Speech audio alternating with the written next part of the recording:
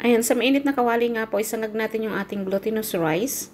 Tapos mag-separate tayo ng kaunti para mamaya doon sa ating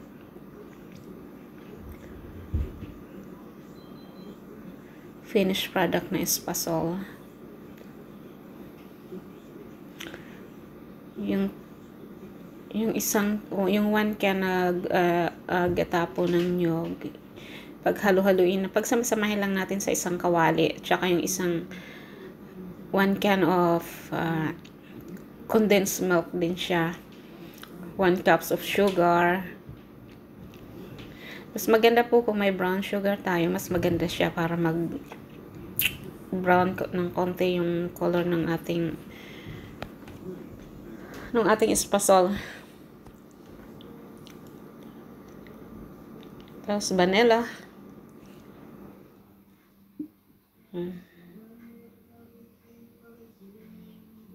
Halo-haloin lang po natin siya hanggang sa kumulo. Nilagyan ko nga rin po pala siya ng peanut butter. Crunch peanut butter. Kasi gusto ko po ng may nangunguya akong peanut doon sa sa espasol. Gusto ko may nangunguya, may basta gusto ko po may peanut siya. Kung ano pong gusto nyong ilagay, pwede naman.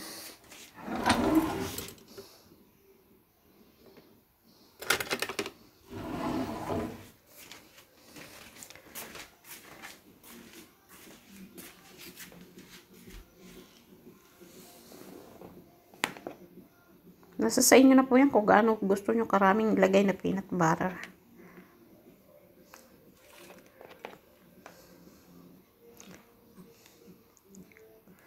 Yan, hintayin lang natin siyang kumulo. Tapos lagay natin yung harina.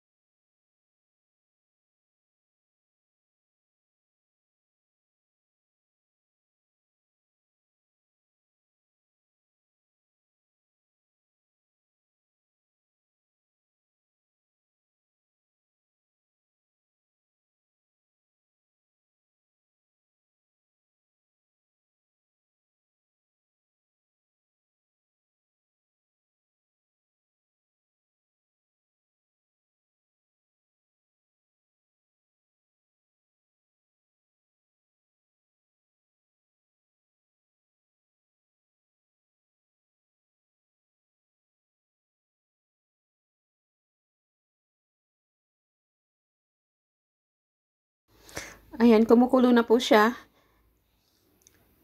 Ready na natin yung ating harina. Ilagay na natin.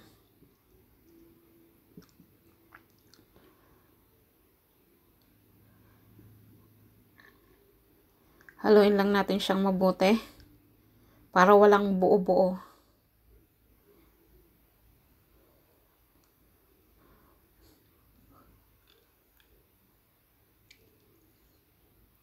Nakakapagod nga lang po maghalo ng nakakapagod po magawa ng espasol. Masakit sa braso maghalo. Pero mas maganda pong panghalo yung ginagamit ko, yung ganyang spoon na ginagamit ko sa paggawa ng sa pagbe-bake. Yung ganyang spatula.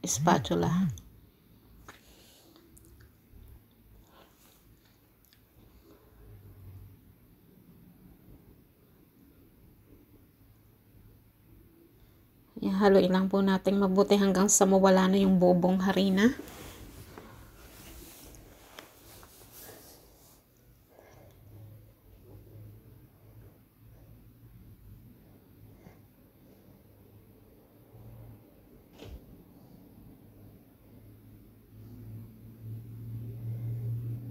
Luto na po yan.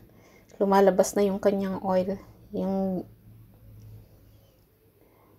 gata po, nagiging oil na siya. Yung gatang nilagay kanina.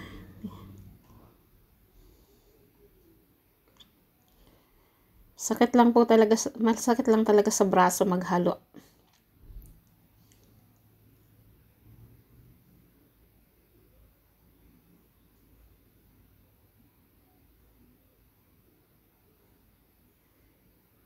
Yan, budbura natin ng harina, yung siniperate nating harina kanina, yan ang yan natin gagamitin.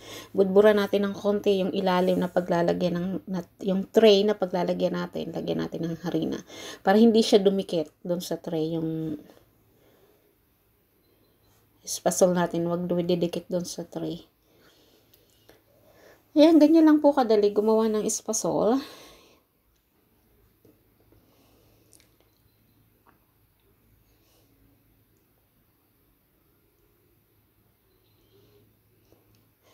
Masakit lang po sa paggawa ng espasol yung paghahalo talaga, masakit siya sa braso.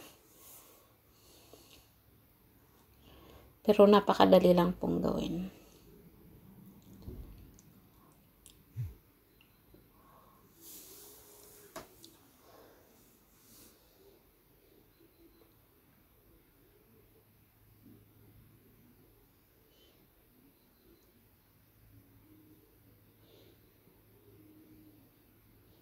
Nagustuhan nga rin po siya ng dalawa kong kasama na puti. Kumain din sila niyan. Sabi ng boyfriend ko is mushy daw, but kumain pa rin siya. Sabi naman ng isa masarap daw. So nagustuhan din naman nila. So thank you for watching. Please subscribe my channel. Thank you and have a good day.